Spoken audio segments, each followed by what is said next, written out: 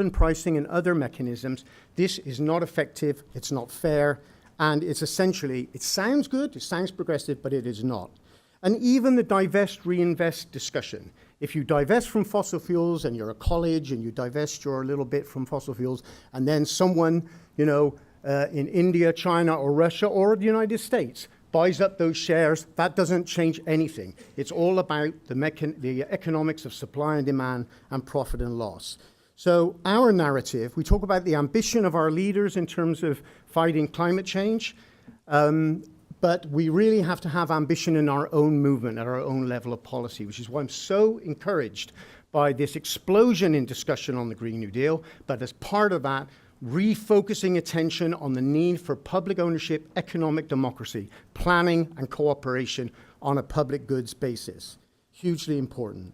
The power sector, my third point, is extremely important. Unfortunately, it's very technical and I don't have all the time, much time to go into it.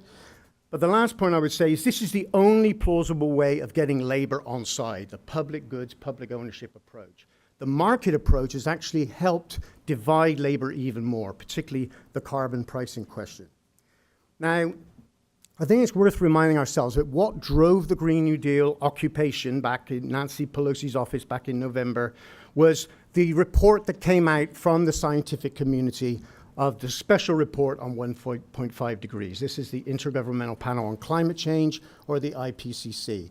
It basically said that we have 10 years to reduce global emissions by 50%, or we won't be able to reach that target and we will be very much in the danger zone. So the science is what's driving the narrative of the Green New Deal, at least at the beginning. So there was a sense of urgency in the whole Green New Deal discussion. And in it comes targets of the Green New Deal were 100% renewable energy within 10 years, which in the terms of energy policy, that's like a blink of an eye. That's not an easy thing to do. The second is that all emissions would be removed from transport within 10 years. Now, you only have to look at this for a few moments to realize what an enormous challenge that is from a technical angle. It doesn't matter who owns it, it's an enormous challenge. But if it's left to investor whims and scruples, essentially we have no chance. Even with full economic democracy and public participation, that will be a difficult task. But that is our task, it's our historical opportunity, and it's our responsibility to rise to that task. Now, let's look at it in terms of New York State. Because here, there's also the governor has adopted the Green New Deal. Now, there may be reasons why he did that. I don't want to anticipate what those might be. But look what's being proposed. 70% renewable energy by 2030, 100% clean power by 2040, offshore wind, 9,000 megawatts. How much is there now? None. 6,000 megawatts of solar by 2025. There's nothing wrong with these targets. The problem is, how is it going to be achieved? What the governor's proposing, and this is where the Green New Deal, the discussion on what's being proposed is very important, because the AOC version, the Bernie Sanders version, is a bigger place for public control and public ownership. Not in New York State. This is all about basically public-private partnerships, focusing on investors, providing certainties, guarantees to private investors in order to get them to deploy renewable energy. And I want to spend a minute later on explaining what the implications of that are, although the details are going to be a little bit scarce. Now again, the scale of the task in New York State. Electricity is already 24% or so renewable, but that's nearly all to do with hydroelectric from the New Deal, the original New Deal of Niagara Falls and other programs. So we got 6% wind and solar. So to make to that 70% target by 2030, we're going to have to add an enormous amount of renewable energy. How is that going to be done? At the moment, it's done on an auctions and bidding system. And that system basically allows private owners, private developers, to secure certainties in revenue from us, the public, in the form of a power purchase agreement. Now, this may sound a bit offbeat and a bit technical, but it's our job, I think, our collective responsibility to really understand what's being proposed. When they say the governor's committed to offshore wind, he's committed to incentivizing private developers to come in and sell at above the market rate electricity, which we will end up paying for. Now, public renewable power is a plausible solution to that approach, but the discussion on how that is done is really only just beginning, although it was very much part of the discussions today.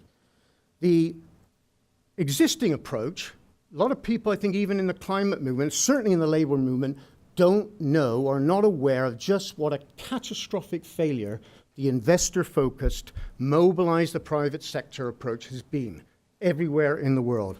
And I want to talk a little bit about that. Remember, climate policy developed during the height of neoliberalism. It basically said, there's only one game in town here, and that's the private sector. So we need to turn the green revolution into a big money-making bonanza. And if we can't do that, there won't be a decarbonization. So we have to make it good for the investors, the private investors, to do so.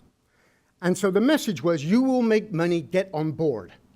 10 years later, in the 2000s, they realized, well, they can't really make any money because coal, oil, and gas are already cheap, and so is nuclear power. It's already installed capacity. So the new capacity would have to come in, and therefore we need a carrots and sticks approach. Policy. What was the carrot? The carrot was incentives, subsidies, and guaranteed returns. Nobody else gets guaranteed returns. You and I don't get it, but everybody in the private sector investing in renewable energy got these returns. What's the stick? The carbon price, so that people emitting carbon would have to pay a price. I don't have time to go into all the details, but here we are 20 years later.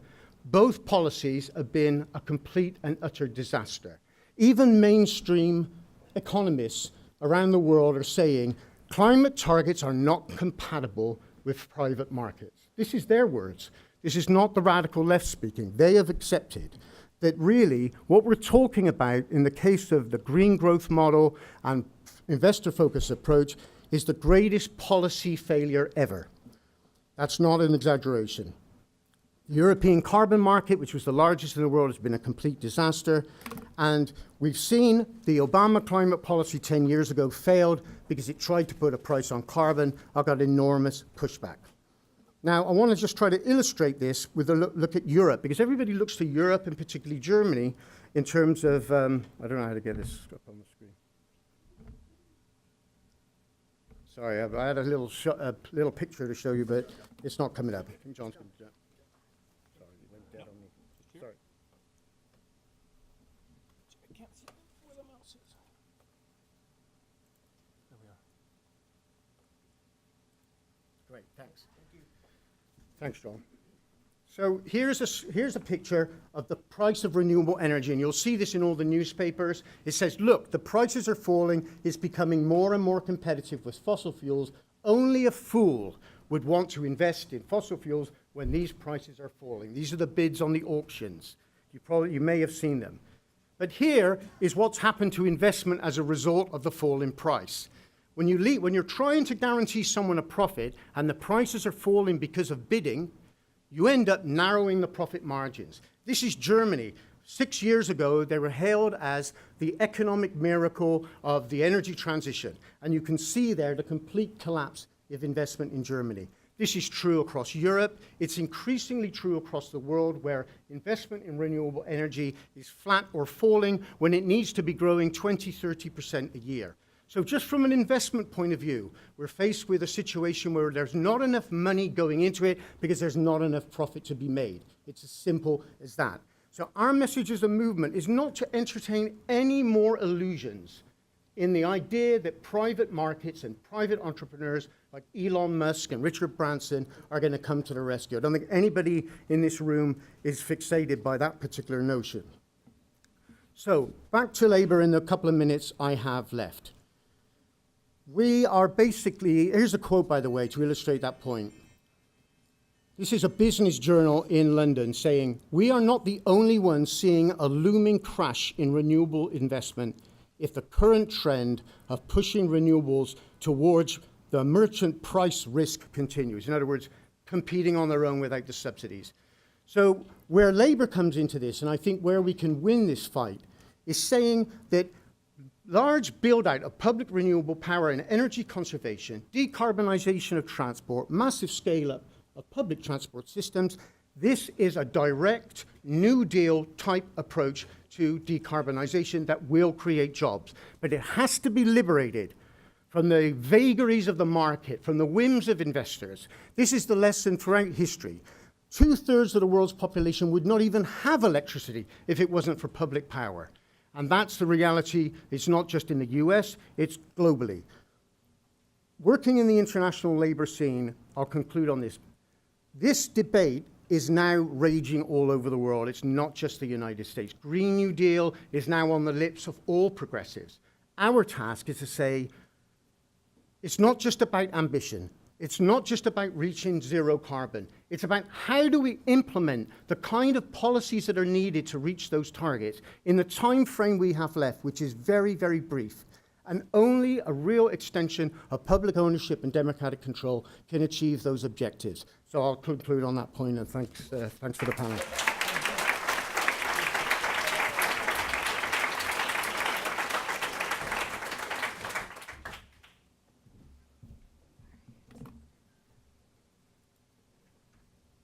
Let's see if I can do this.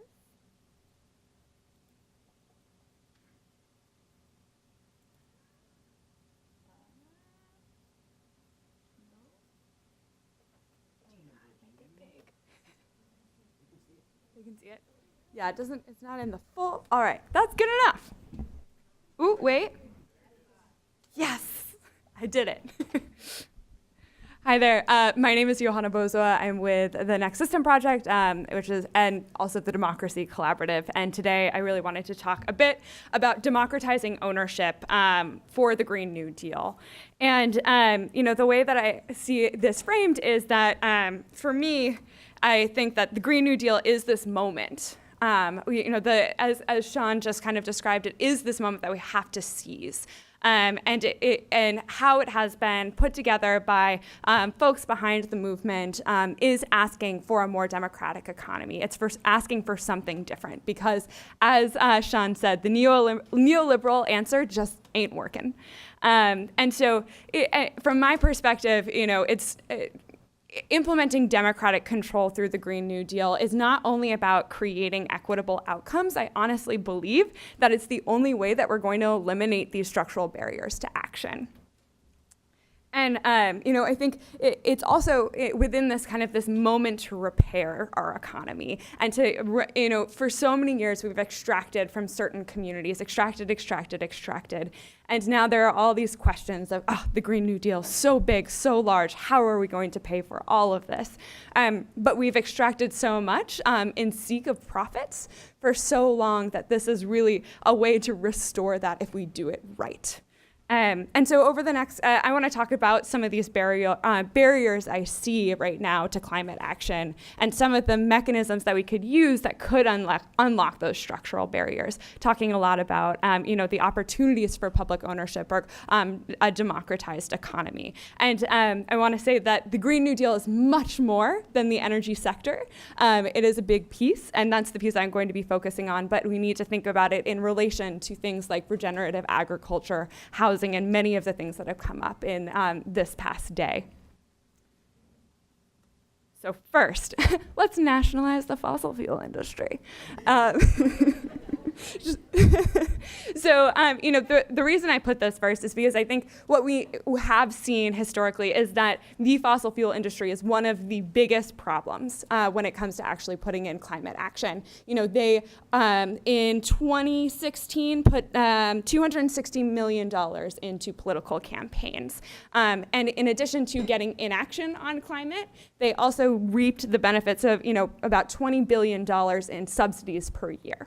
And that has led us to a situation in which the Oil Change International says likely by 2030, we are projected to be at about 60% of the oil and gas that's being spewed and used. And that will put us over the tip of what we want to do if we're going to reach 1.5 degrees. And so that if we are able to take that over and take the fossil fuel industry into the hands of the government, that means that we can disable that moment, those interests. In addition, it puts us in charge of our future, because what happens when we are dealing with these large corporations often is if they run into trouble, they go bankrupt. And who pays that bill? That's us. And who pays that bills? That's workers who are put out without a job. And if we actually are able to nationalize the fossil fuel industry or take it over, that puts us in charge of the managed decline, and we can actually plan for workers to be transitioned and for communities writ large to be transitioned. Once again, we always have this sticky question of how the hell are we going to pay for this? But the reality is that we have nationalized stuff in the past. We have, and even in 2008, in the when we had the recession, and the banks failed, we're right, up the street from them right now. The U.S. Federal Reserve, using the our sovereign ability to create money, they bought those banks. They created the money so that we could do it, and they did it after. And then they didn't take the actual control, and they didn't change the system. And right now, the carbon bubble is estimated by Citibank at about $100 trillion. That is an even bigger potential bubble that we're dealing with if we're actually going to keep to 1.5. And so if we are able to actually do this ahead of the crash, we could save so many workers, and we can actually meet our goals within 12 years. Another piece is, from my perspective, when we're talking about renewable energy, and Sean references this as well, utilities have been this huge structural barrier for many folks across the country trying to advocate for renewable energy, trying to implement, renewable portfolio standards, and even just, trying to get acceptable amounts of money that they're spending on their bills. Right now, energy poverty is through the roof in certain areas of the United States, and that is because of a profit-driven model for a public service, what should be a public service and a public good. And so right now we're starting to see folks that are, and they're in this room even, that are starting to organize around public ownership of utilities so that we can accelerate the transition and so it can be equitable. And this again, hearkening back to the New Deal, where the Green New Deal gets its name, we have the Rural Electrification Administration. And essentially what this did was investor-owned utilities back in the day, in the 1920s, were not interested in going to rural America. It was a huge, to use the parlance of, neoclassical economics, it was a huge market failure. And so the public had to come in and they had to provide the financial, technical, and, legal capacities to actually have people start their utilities and for the public to start their utilities, because the investor-owned utilities wouldn't go in there. But I showed this slide and this picture because I think it shows the potential of what we could do again if we actually did again create this tool so that people could be liberated to take over their utilities. But it also shows the pain of the history of rural electrification, because as we can see, it is two white men that are in this picture. And that is a piece of the picture that absolutely has to change, and why we need to iterate upon the New Deal and move beyond it and move so that this is a reparative Green New Deal that is helping and building up and lifting up communities of color and not pushing them down.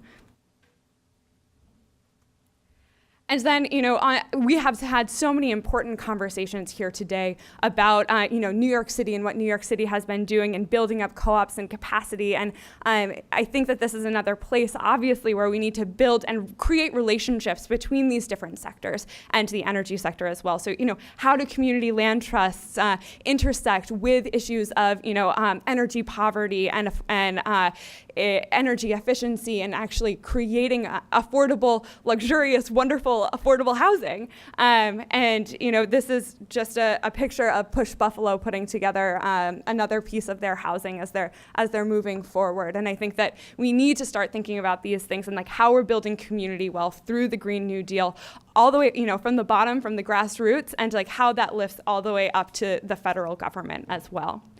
So I'm going to stop there so that we can hear from Anthony, who has definitely been, moving and shaking in this area, and has great ideas about what this could look like as well. Thank you.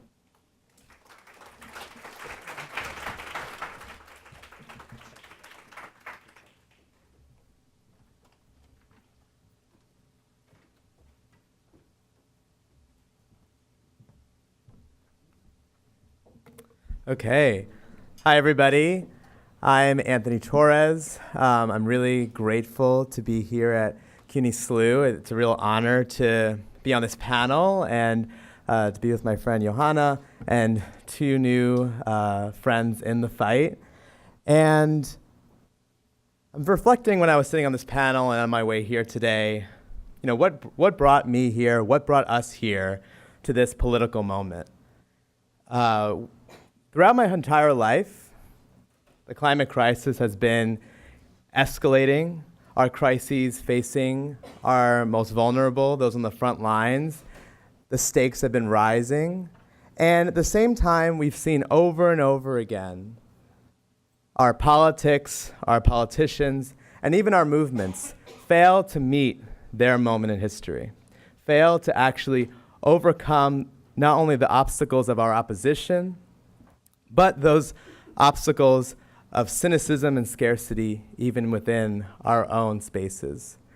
And we've seen in the climate space, and right now I'm a campaign strategist for the Living Economy at Sierra Club, where I am holding a lot of how we nurture our partnerships and our relationships with movements across the United States, and how we show up for workers, for environmental justice, how we show up for a Green New Deal. How do we actually do that in a way that is genuine, not only to the leverage and the power that we can bring, but also to how we need to transform both ourselves and our country.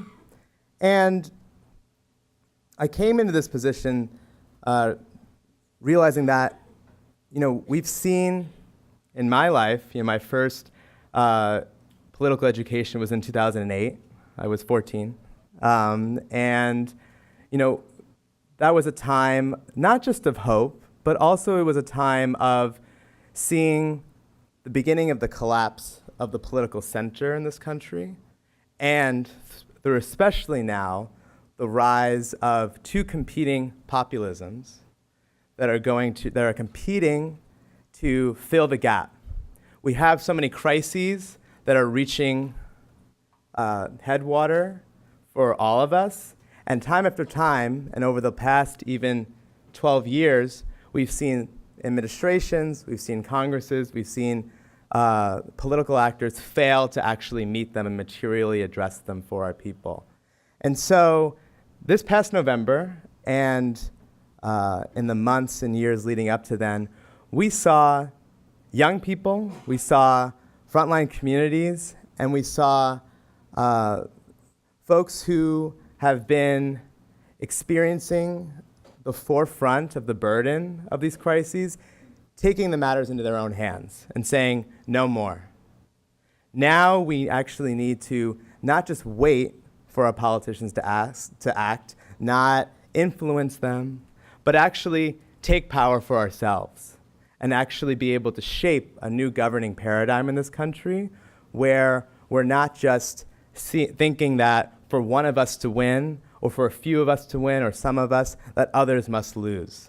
That instead, we actually have to fight for the first time, a country and a planet that works for all of us if we're to actually meet the scale of this moment in history.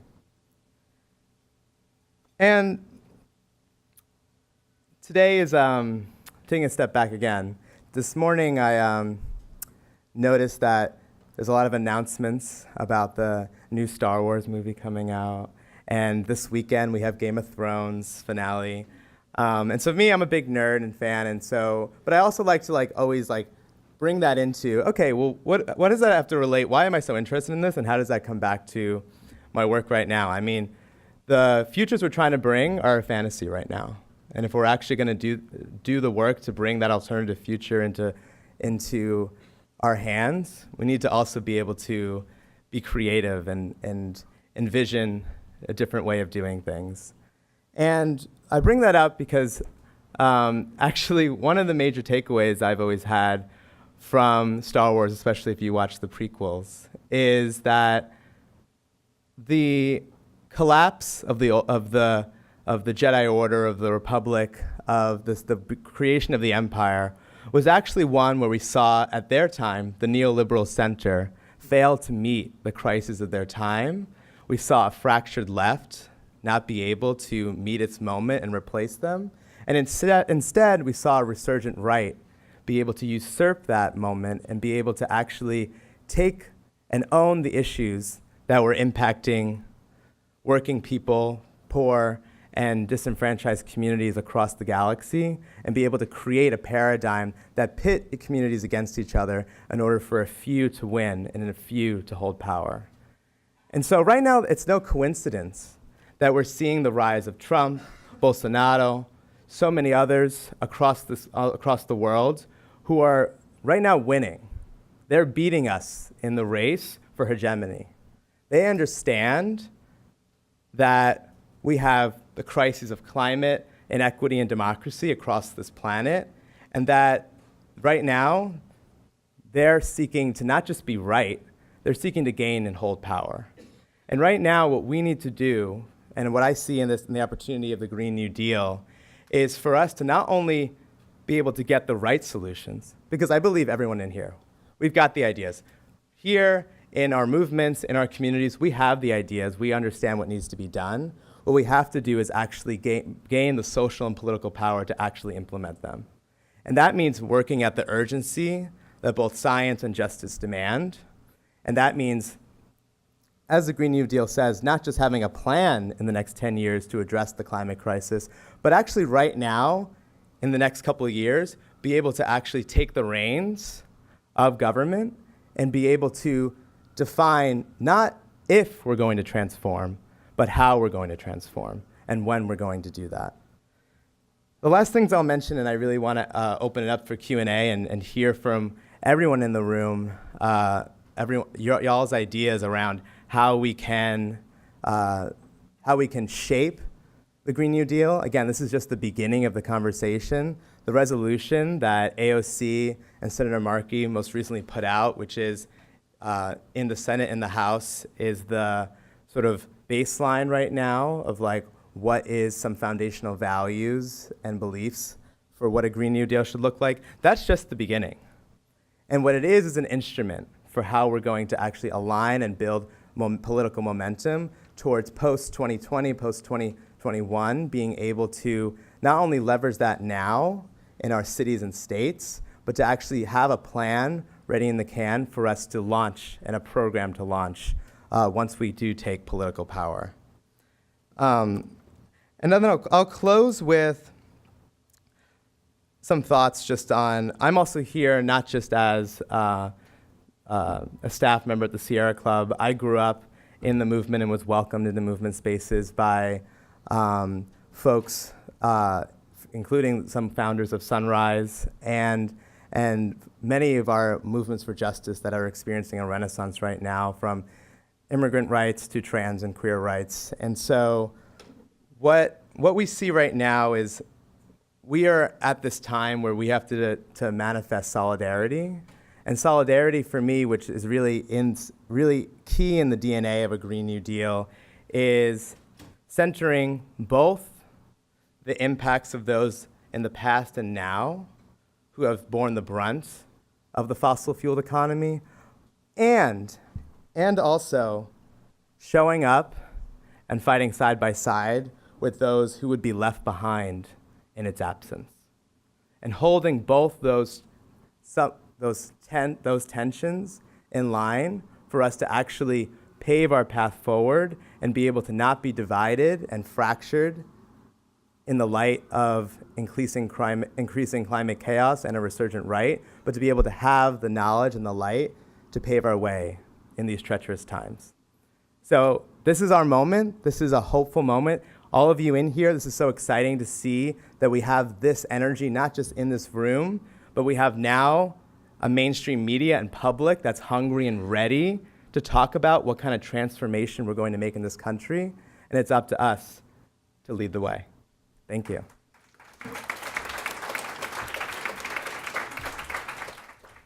Thank you for that. Yeah, questions. But before that, one quick question for the panelists. I was going to ask your normal sort of follow-up, but I'm looking at the time. That's not going to, the normal, do you have anything to say to each other? Is there anything that came up while the other was presenting that you wanted to add on? Let's not do that. I think I noticed audience reaction when we were talking, all three of you talked about the larger sense of urgency. And we underscored the statistical to the larger feeling that we have such a short amount of time. So my question is, next 2 years, what do they need to look like in terms of movement building? Does anyone want to take that? Oh, the headphones aren't working? Do you want to come up or? They work. They're working?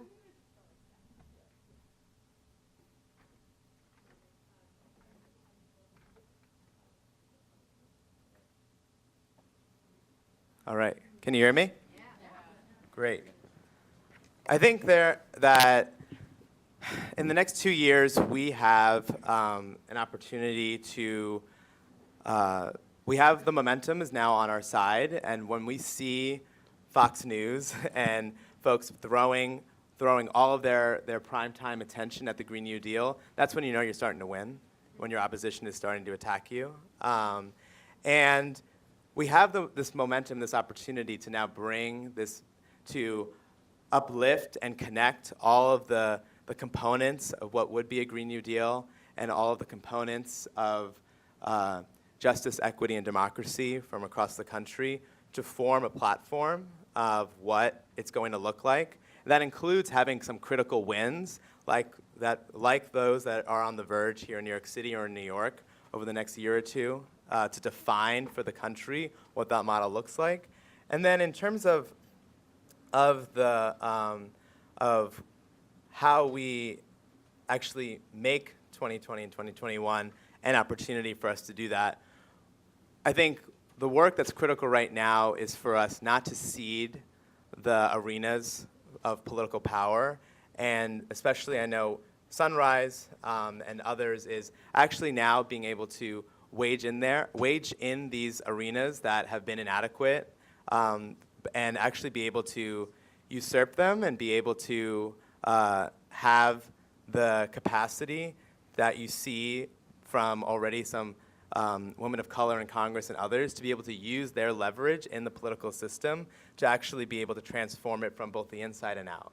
And I think what we need to see is we need to have our political processes actually tied and bound to movement politics and movement energy and movement values. And when we see that, and when we actually have that become more dominant, then we in the next 2 years, we have then the actual opportunity to meet the scales of these crises in time.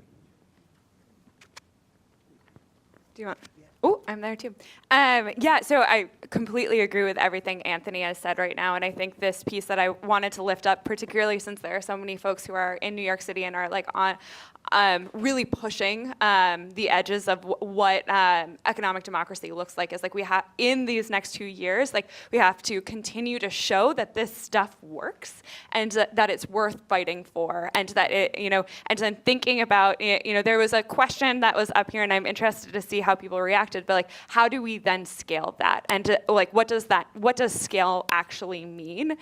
Because it can mean so many different things. It can be, you know, a large amount of federal funds that then are distributed and are, there's provided access to all different types of you know, solutions. Or is it a large-scale sweeping example of something else? Like, and so I think we have to start asking ourselves as we're building, what does scale look like? I think the biggest criticism and the most powerful one of the Green New Deal narrative is that it's impossible.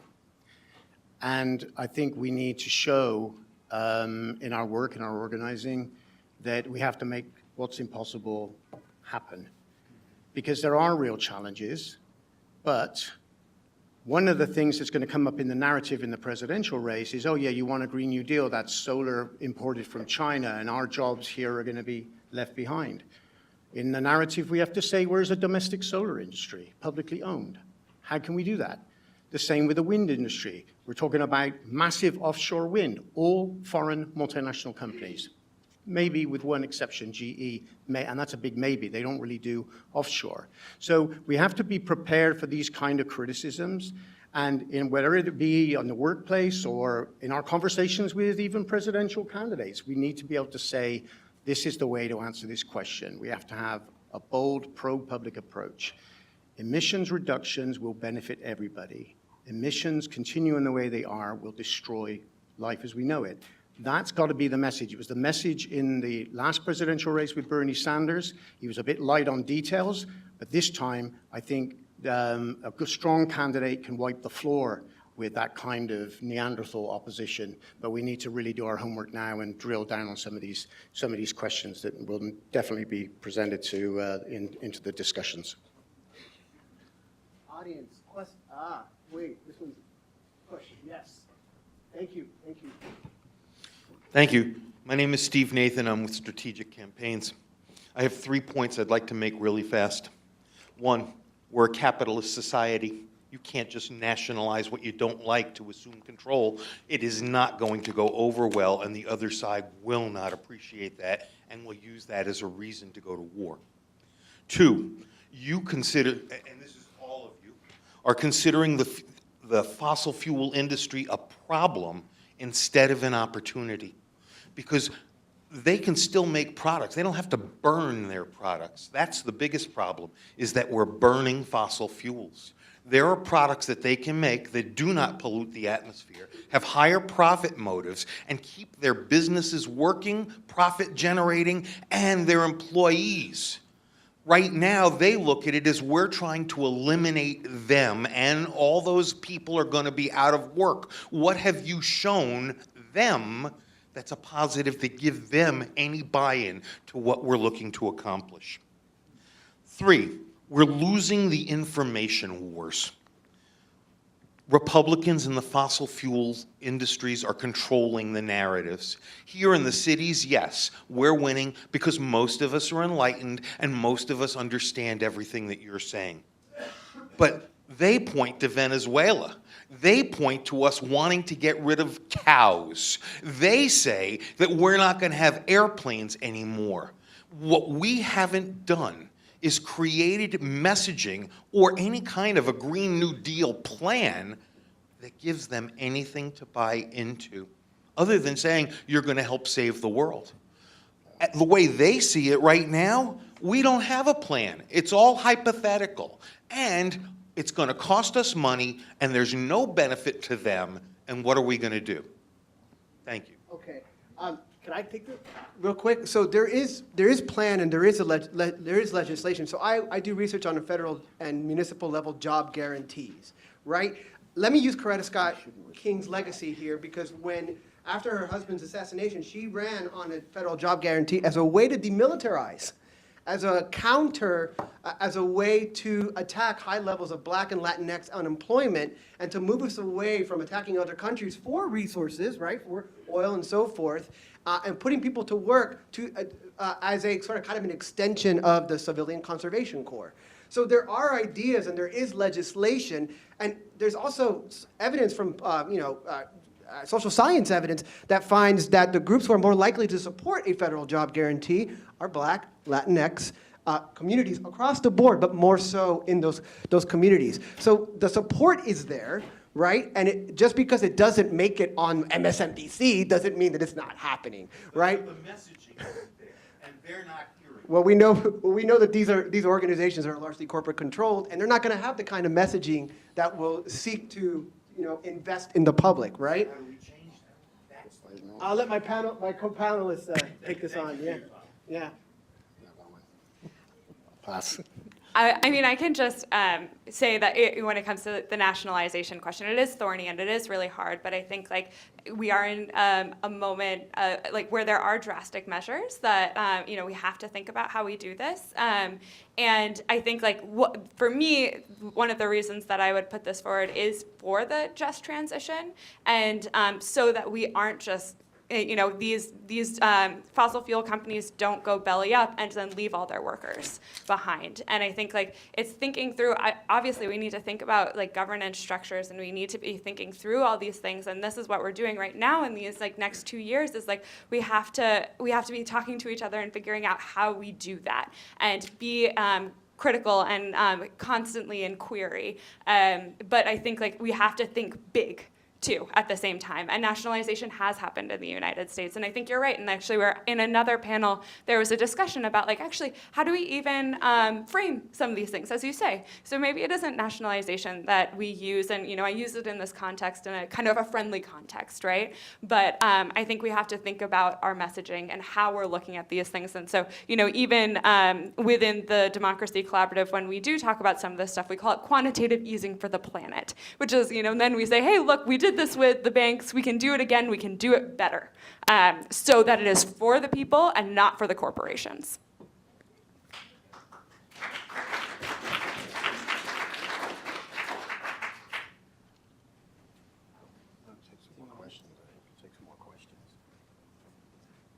This is a simple question for Sean. What's your evaluation and what is good and what is bad about the Climate and Community Protection Act and the Climate and Community Investment Act? Yeah. Okay. No? Yeah. I'm going to refer to the act as it was originally drafted, which is the pollution tax, or that side of the... I mean the act as developed by the New York State campaign.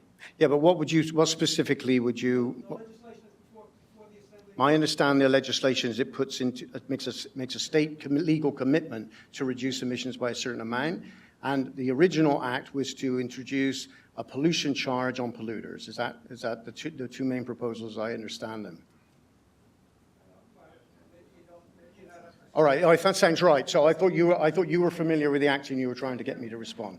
All right, let me deal with the pollution charge first. I think this, with respect to people who've put work into this campaign, and I think there's been a lot of energy in it, I think it's a mistake.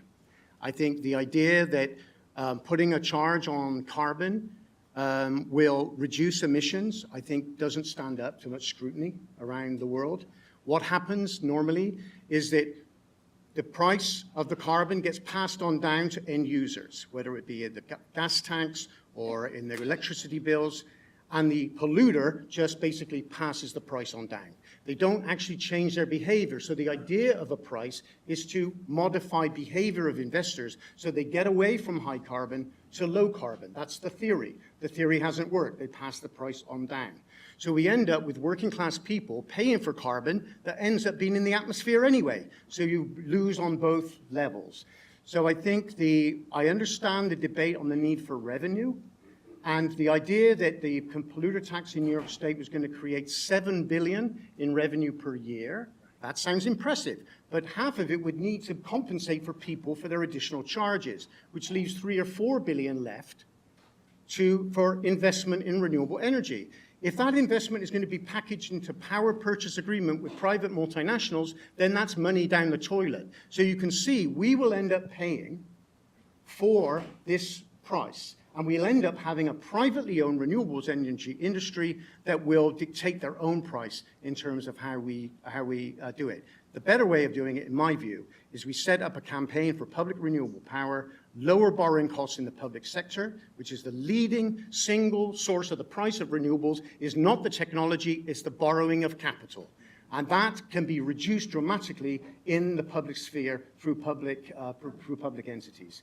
And then you do economies of scale, which also reduce the costs, and then public-public partnerships. Many of these wind companies that operate now out of Europe doing offshore are actually formerly publicly owned companies.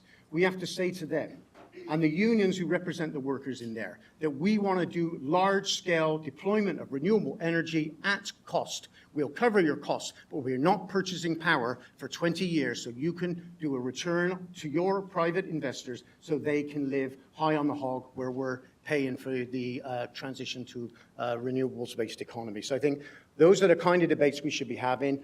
Pollution pays.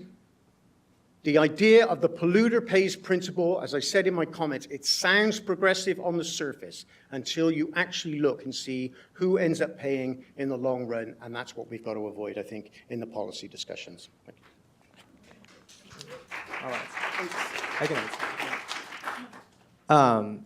And what I would add is for the CCPA, right now, as it's written and what it's before the state legislature is not including the polluter pay tax. But what I think is really exciting about New York Renews, which is the coalition that across the state of over 100 organizations that came together, is that the platform and the legislation, the momentum, was started from the bottom up in an inclusive process that tried to bring together frontline communities, workers, environmentalists, faith communities, and to create a platform, a beginning of a platform that tied together climate, equity, and jobs and higher qualities of life, and sets a framework for what, a baseline for what the least of what we should be doing. And I know that vote is up, but probably in the next month or so in the state legislature.